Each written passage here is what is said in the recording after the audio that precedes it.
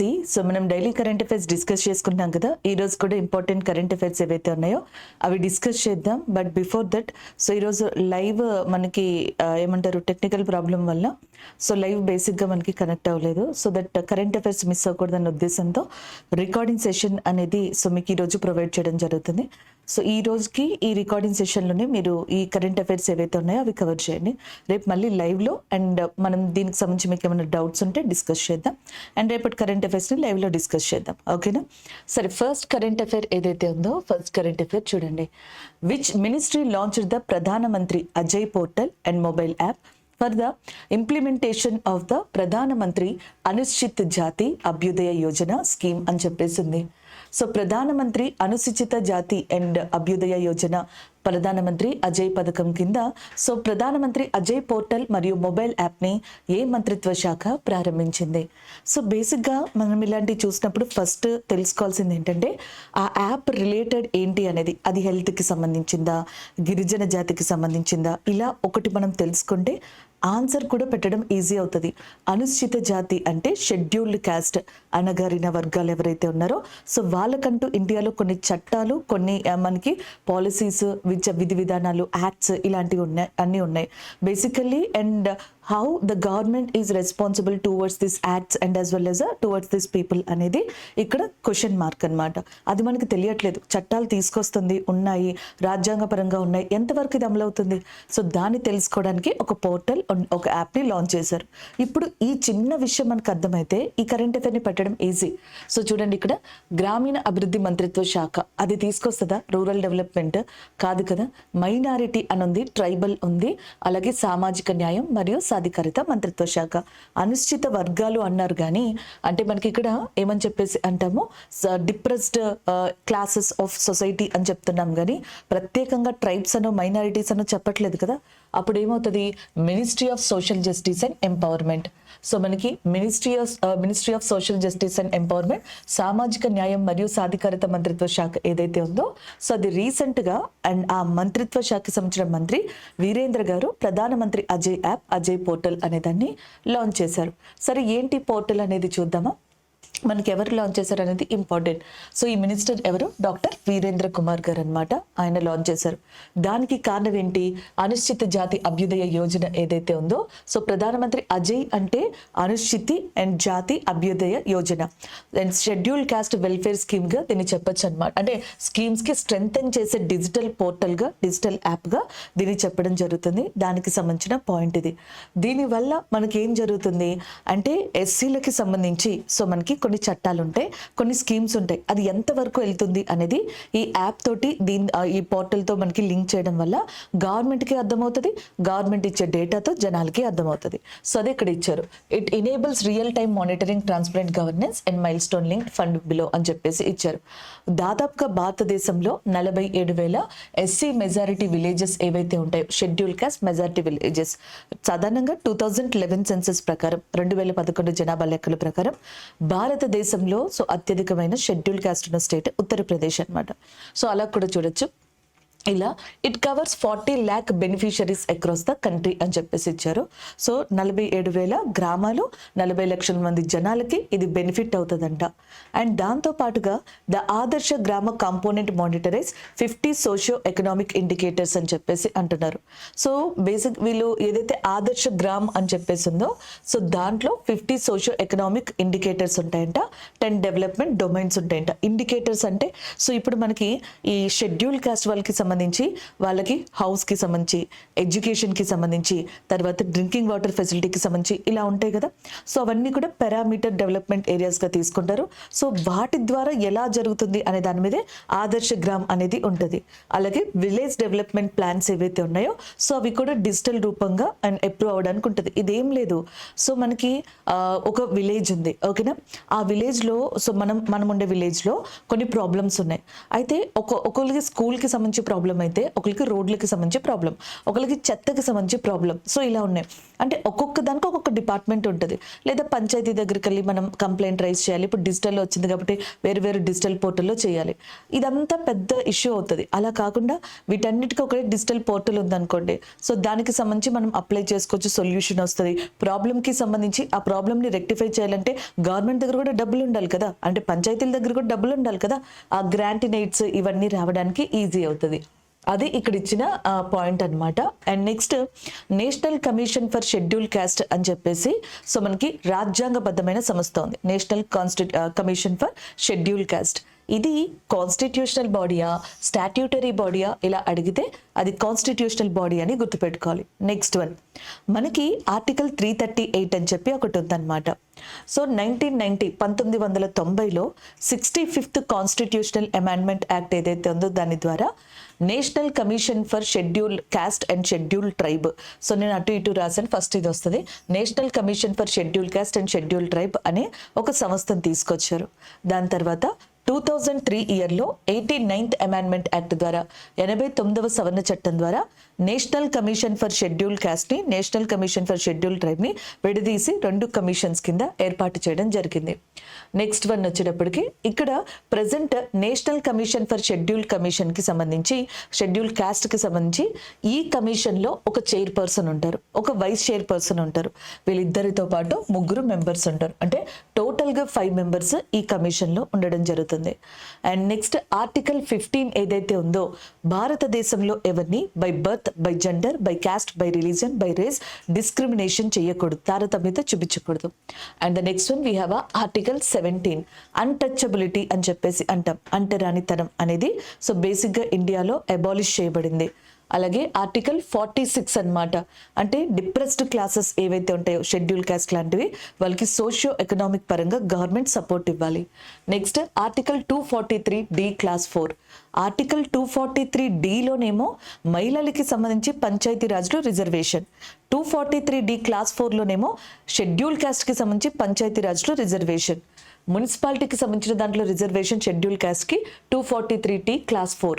And state legislative assembly లోక్సభలో scheduled క్యాస్ట్కి సంబంధించి ఏదైతే సీట్స్ అలొకేషన్ ఉంటుందో చూసారా, అది ఆర్టికల్ 330, ఆర్టికల్ 332లో ఉంటుంది. నేషనల్ కమిషన్ ఫర్ షెడ్యూల్ క్యాస్ట్కి ప్రజెంట్ కిషోర్ మక్వానా అనే పర్సన్ చైర్పర్సన్గా ఉన్నారు. National commission for scheduled tribe ఏదైతే ఉందో అంతర్ సింగ్ ఆర్య అని చెప్పేసి ఉంటారు, అంతర్ సింగ్ ఆర్య దీనికి సంబంధించి చైర్పర్సన్గా ఉన్నారు. So this is all about this current affair. So ఇక్కడ మీరు చూసుకున్నట్టయితే answer ministry of social justice and empowerment అవుతుంది. And the next current affair ఏదైతే ఉందో సో నెక్స్ట్ కరెంట్ అఫైర్కి వెళ్దామా. సో ఇది తెలుగులో ఉంది, మీరు తెలుగులో కూడా చూసుకుని చదవచ్చు. సెకండ్ కరెంట్ అఫైర్ వచ్చేటప్పటికి which 2 artificial intelligence driven digital platforms were launched by the Indian army in May 2026 to strengthen artificial intelligence based warfare and data driven military operations.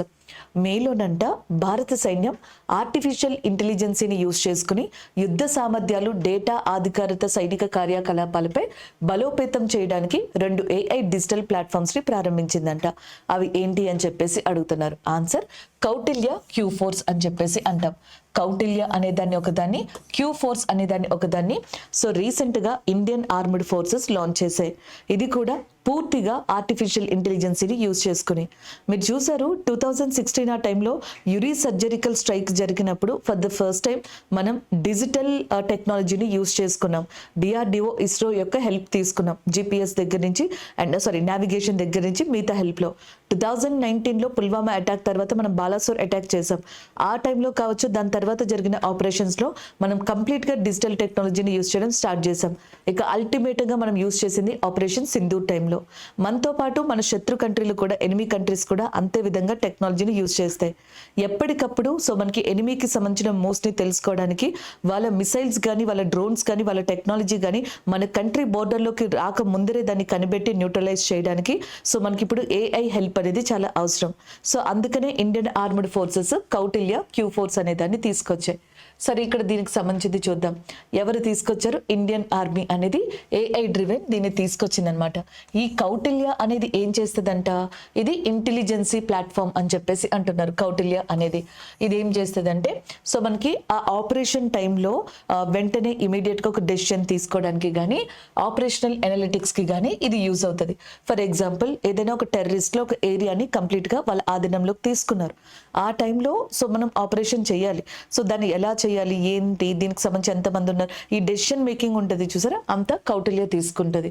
ఇది artificial intelligence and natural language processing ద్వారా structure చేయబడింది అని చెప్పేసి ఇచ్చారనమాట.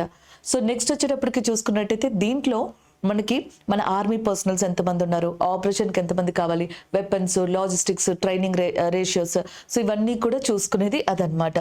అది కౌటిల్యకి సంబంధించిందిగా చెప్తాం. Next one Q force. Q force వచ్చేటప్పటికి ఏంటంటే లాజిస్టిక్స్కి సంబంధించి కంప్లీట్గా ఇది మనకి రెడీ అయి ఉంటుంది అనమాట. అంటే వెహికల్స్ని తీసుకెళ్ళాలి, ట్రాన్స్పోర్ట్ కావాలి, సో ఇలాగ కావాలి కదా. ఇప్పుడు మనకి అక్కడెక్కడో టెర్రరిస్టులు ఉన్నారు, సో ఇక్కడ జనాల్ని ఒక చోట కాపాడారు, మళ్ళీ ఇక్కడ నుంచి వాళ్ళని మొబిలైజ్ చేసుకెళ్ళాలి, టెర్రరిస్టులని అటాక్ చేసుకోవాలి, వీటికి సంబంధించి వెహికల్స్, మిసైల్స్, ఆర్మీ వాళ్ళని తీసుకెళ్ళాలి, వీటన్నిటికీ క్యూ ఫోర్స్. అలాగే ఏం చేయాలి, ఏం చేయకూడదు, మిగతాదంతా చూసుకునేది కౌటిల్య.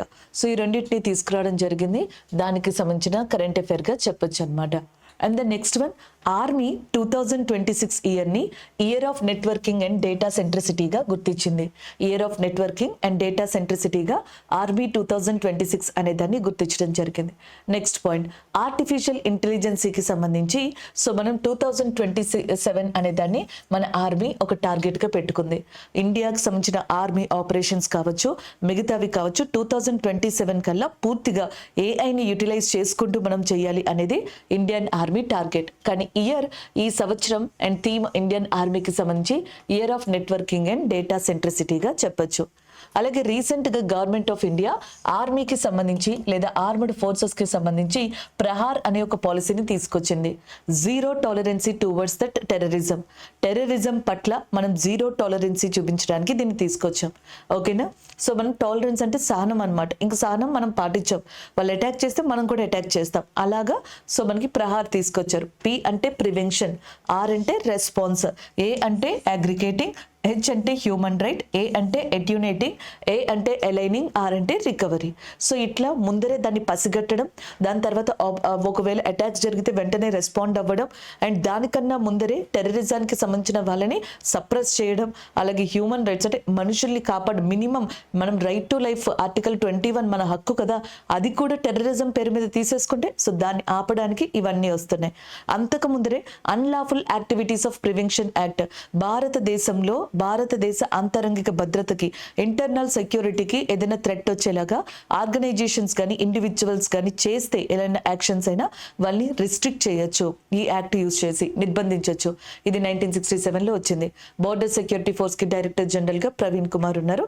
ITBPకి సంబంధించి శత్రుజిత్ సింగ్ కపూర్ ఉన్నారు.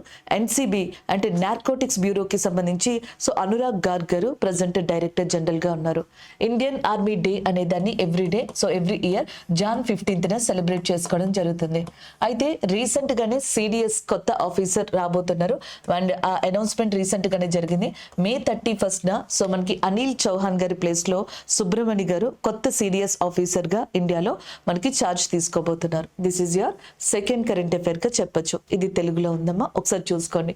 AI ఆధారిత యుద్ధం, యుద్ధ రంగ అవగాహన, డేటా ఆధారిత సైనిక కార్యకలాపాల్ని బలోపేతం చేయడమే లక్ష్యంగా సో మనకి కౌటిల్య అనేది వచ్చింది. అలాగే క్యూ ఫోర్స్ అనేది కూడా రావడం జరిగింది. And next your third current affair, who released the second edition of the novel Bazaar in May 2026. Already Bazaar అనేది ఏదైతే ఉందో ఒక నావెల్ రిలీజ్ అయింది. దీని 2వ ఎడిషన్ సుఖ్వీందర్ సింగ్ సుఖు. ఈయన ఎవరు? సుఖ్వీందర్ సింగ్ సుఖు గారు హిమాచల్ ప్రదేశ్ యొక్క చీఫ్ మినిస్టర్ ఆయన. నెక్స్ట్ అనురాగ్ ఠాకూర్ గారు ఉన్నారు, ఆయన. ప్రేమ్ కుమార్ ధమాల్ అండ్ జైరామ్ ఠాకూర్ అని చెప్పేసి ఉన్నారు. మేలో హిమాచల్ ప్రదేశ్ యొక్క చీఫ్ మినిస్టర్ సుఖ్వీందర్ సింగ్ సుఖు ఎవరైతే ఉన్నారో ఒక బుక్ ని రిలీజ్ చేశారు. దాని పేరు ద నోవెల్ బజార్ అని చెప్పేసి అంటాం. ఇది సెకండ్ ఎడిషన్ అంట. దీని ఆధార్ వచ్చేటప్పటికి నిరంజన్ దేవ్ శర్మ అని చెప్పేసి అంటున్నారు. ఈ book so Aadhaar Prakashan private limited ఏదైతే ఉందో ఆధార్ ప్రకాశన్ ప్రైవేట్ లిమిటెడ్ కింద సో ఇది మనకి రావడం జరిగింది. నెక్స్ట్ పాయింట్, అసలు ఈ బజార్ అనేది దేనికి సంబంధించి 1971 నుంచి 1992 మధ్యలో భారతదేశంలో జరిగిన సామాజిక అలాగే నెక్స్ట్ రాజకీయ పరిణామాలు, సోషల్ అండ్ పొలిటికల్ ప్లాట్ఫామ్స్ కి సంబంధించిన whatever that historical aspects are there in India between 1971 to that 1992 and it is mentioned in Bazaar. The second edition is recently released and it is written by Niranjan Dev Sharma గారుగా చెప్పొచ్చు అనమాట. అది ఈ current affair గా చెప్పడం జరుగుతుంది. ఓకేనా. Recent గా ఇంటర్నేషనల్ బుక్కర్ ప్రైజ్ ఉంటుంది కదా 2026, అది ఒక తైవాన్ బుక్ కి వెళ్ళింది అనమాట. తైవాన్ ట్రావెల్ లాగ్ అని చెప్పి ఒక బుక్ ఉంది, దానికి వెళ్ళింది. సో ఒకసారి అది కూడా మీరు ఏమని చెప్పేసి అంటే ప్రాక్టీస్ చేసుకోండి. Last year International Booker Prize అనేది 2025 కి సంబంధించి దీపా బస్తీ బాను ముస్తక్ గారికి వచ్చింది అండ్ హార్ట్ ల్యాంప్స్ అనే దానికి సంబంధించి. Okay, this is your and other current affair. And the next current affair ఏదైతే ఉందో నెక్స్ట్ కరెంట్ అఫైర్కి వెళ్దామా. సో నెక్స్ట్ కరెంట్ అఫైర్ వచ్చేటప్పటికి yoga Mahotsav 25 day count down to international day of yoga will be organised at which place in Madhya Pradesh. Yoga Mahotsav అంతర్జాతీయ యోగా దినోత్సవం 2026 కోసం 25 రోజుల count down కార్యక్రమం ఏదైతే ఉందో మధ్యప్రదేశ్లోని ఏ ప్రదేశంలో నిర్వహించబడుతుంది అని చెప్పేసి అంటున్నారు. మనకి ఇంటర్నేషనల్ యోగా డే అని చెప్పేసి అంటాం. అంతర్జాతీయ యోగా దినోత్సవాన్ని ఎప్పుడు సెలబ్రేట్ చేసుకుంటాం? ఎవ్రీ ఇయర్ June 21 అంతర్జాతీయ యోగా దినోత్సవం అనే దాన్ని సెలబ్రేట్ చేయడం జరుగుతుంది. ఓకేనా. అండ్ ద నెక్స్ట్ వన్ యాక్చువల్గా 2014లో అనుకున్నారు, కానీ 2015 నుంచి ఫర్ ద ఫస్ట్ టైం ఇప్పుడు ప్రతి సంవత్సరం కూడా June 21 ఇంటర్నేషనల్ యోగా డేని సెలబ్రేట్ చేస్తున్నారు. సో దీని సందర్భంగా గవర్నమెంట్ ఆఫ్ ఇండియా రకరకాల ప్రోగ్రామ్స్ని స్టార్ట్ చేసింది. ఫర్ ఎగ్జాంపుల్ రీసెంట్గానే గుజరాత్ ఉంటుంది కదా, గుజరాత్లోని అహ్మదాబాద్ అనే ప్లేస్ ఉంటుంది కదా, ఈ అహ్మదాబాద్లో ఈ జూన్ మనకి 4th నుంచి June 8th వరకు కూడా, June 4th నుంచి June 8th వరకు కూడా సో మనకి యోగా మహోత్సవ్ ఛాంపియన్షిప్ ని నిర్వహించబోతుంది. దాదాపుగా 500కి పైగా అండ్ డిఫరెంట్ కంట్రీస్ నుంచి జనాలు ఇందులో పార్టిసిపేట్ చేయబోతున్నారు. ఇండియా నుంచి 114 మెంబర్స్ 114 మంది మనకి పార్టిసిపేట్ చేయబోతున్నారు. దీనికి సంబంధించిన లోగో జెర్సీ ఏవైతే ఉంటాయో వాటిని మన్సుఖ్ మాండవ్య గారు ప్రారంభించారు. అలాగే ఇంకొక 25 daysలో యోగా కార్యక్రమం ఉంది కదా, యోగా డే. దాని సందర్భంగా యోగా మహోత్సవ్ అంతర్జాతీయ యోగా దినోత్సవం కోసం సో మనకి ఒక ప్రోగ్రామ్ని మధ్యప్రదేశ్లో ఎక్కడ ప్రారంభించారు? బింబెట్కా కేవ్సా, ఖజ్రహో ఆలయాల, గ్వాలియరా, సాంచీ స్తూపమా, ఇవన్నీ హిస్టారికల్ ప్లేసెస్ అన్నమాట. Morarji Desai national institute of yoga అని చెప్పేసి ఉంది. Morarji Desai national institute of yoga అని చెప్పేసి ఏదైతే ఉందో సో అక్కడ మినిస్ట్రీ ఆఫ్ ఆయుష్ అనేది so yoga Mahotsav 25 day count down international day of yoga 2026 అనే ప్రోగ్రామ్ ని ప్రారంభించింది. ఈ ఈవెంట్ అనేది ఖజ్రహో టెంపుల్స్ ఉంటాయి కదా, వెస్టర్న్ గ్రూప్ ఆఫ్ ఖజ్రహో టెంపుల్స్, ఇది మనకి చట్టార్పూర్ డిస్ట్రిక్ట్ మధ్యప్రదేశ్లో ఉంది. అక్కడ దీన్ని స్టార్ట్ చేశారనమాట. ఇంటర్నేషనల్ డే యోగా సందర్భంగా సో దీన్ని కండక్ట్ చేస్తున్నారు. ఈ యోగా మహోత్సవ్లో ఏముంటాయి? Create awareness about yoga. అసలు యోగా అంటే ఏంటి, యోగాకి సంబంధించి సో జనాల్ని కమ్యూనిటీ పరంగా పార్టిసిపేట్ చేసేలా చేయడం, అలాగే సో మనకి ఈ హెల్త్ గురించి అండ్ దాని రిలేటెడ్ బెనిఫిట్స్ గురించి చెప్పడం, అలాగే యోగాని ఆల్రెడీ ఇప్పటి వరకు ప్రపంచవ్యాప్తంగా ఎక్స్పాండ్ చేసాం, ఇంకా ముందుకు తీసుకెళ్ళడం అనమాట. నెక్స్ట్ వచ్చేటప్పటికి చూసుకున్నట్టయితే ఖజ్రహో టెంపుల్స్. ఖజ్రహో టెంపుల్స్ని యునెస్కో వారసత్వ ప్రదేశంగా గుర్తించడం కూడా జరిగింది. అయితే ఈ ఖజ్రహో టెంపుల్స్ అనేవి వాటి ఆర్కిటెక్చర్కి చాలా ఫేమస్ గా చెప్తాం. 1986లో వీటిని వరల్డ్ హెరిటేజ్ సైట్ గా మనకి గుర్తించడం జరిగింది. అది కూడా కల్చరల్ ఆస్పెక్ట్ లో. యునెస్కో వారసత్వ ప్రదేశాలు హెరిటేజ్ సైట్స్ ఏవైతే ఉంటాయో 3 రకాలుగా గుర్తిస్తుంది ఏ దేశంలోనైనా. కల్చరల్ పరంగా, న్యాచురల్ పరంగా, మిక్స్డ్ పరంగా, సంస్కృతి పరంగా, లేకపోతే సహజ పరంగా, లేకపోతే నెక్స్ట్ వచ్చేటప్పటికి మనకి చూసుకున్నట్టయితే మిశ్రమంగా. దీన్ని కల్చరల్ పరంగా 1986లో గుర్తించింది. ఇక్కడ ఈ ఈవెంట్స్ అనేవి జరుగుతాయి. ఆల్రెడీ యోగా డే గురించి నేను ఎక్స్ప్లెయిన్ చేశాను, అవే పాయింట్స్ ఇక్కడ ఉన్నాయి కాబట్టి ఆన్సర్ వచ్చేటప్పటికి ఖజ్రహో టెంపుల్స్ అనేది ఏదైతే ఉందో so that is the correct answer. Option B అనేది కరెక్ట్ వన్.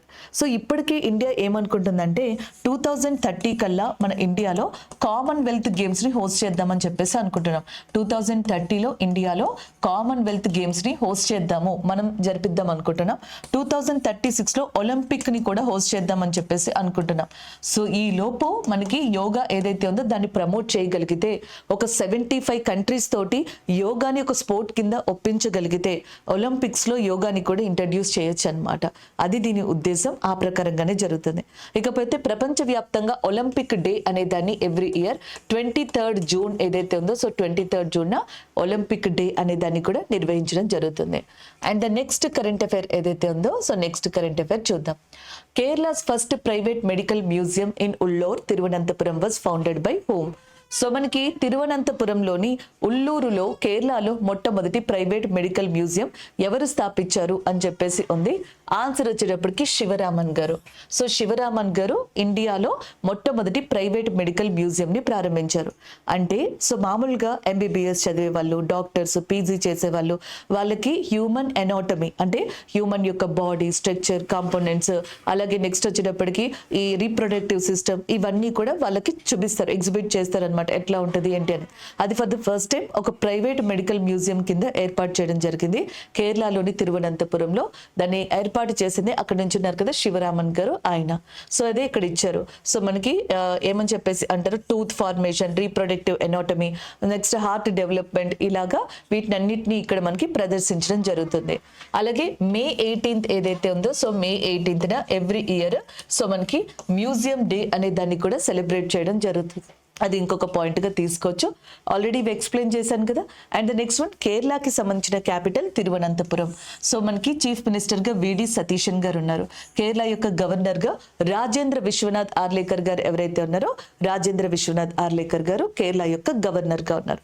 కేరళలో నేషనల్ పార్క్స్ వచ్చేటప్పటికి Eravikulam national park, Periyar national park, silent valley national park, అలాగే Anamudi Shola national park, Mathikettan national park, Pampadum Shola national park అనేవి కేరళకి సంబంధించిన నేషనల్ పార్క్స్ గా చెప్పొచ్చు అనమాట. అది కరెంట్ అఫైర్. సో ఇవి ఈ రోజు మనం ఓవరాల్ గా డిస్కస్ చేసుకున్న కరెంట్ అఫైర్స్. వీరేంద్ర కుమార్ గారు ఎవరైతే ఉంటారో ministry of social justice and empowerment కి సంబంధించిన మినిస్టర్.